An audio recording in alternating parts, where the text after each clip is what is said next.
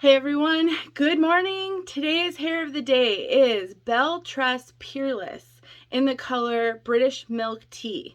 We are on the way to my son's wrestling meet. The team made the state tournament, so we're heading down to be super fans. I debated about wigs. I tried on a whole bunch of wigs. I tried on my Finn. I tried on my Paula Young Becky. I just really didn't want big full hair today. It just wasn't doing it for me. So I've got on my longest wig that I own that I always wear in an updo. You can see it right here.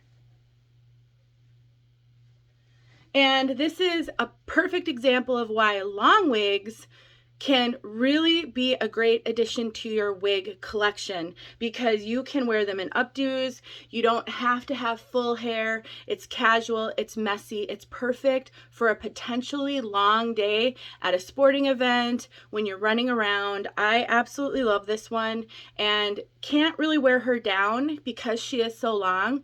But if you struggle sometimes with your hair and you're not sure, you don't want to, maybe you don't need wigs, but you don't want to mess around with your hair, or you just typically love full wigs, you love shorter wigs, but sometimes they're just not doing it for you.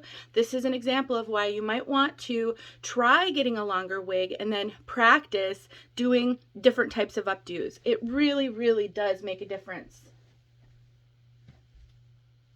I have a review of this one on YouTube. I love sharing what I'm wearing on a daily basis because I think it will help you guys as you start to think about how do you round out your wig collection? How do you make a wig work that maybe isn't currently working for you? Maybe you find something on clearance on the secondary market and you're just not sure.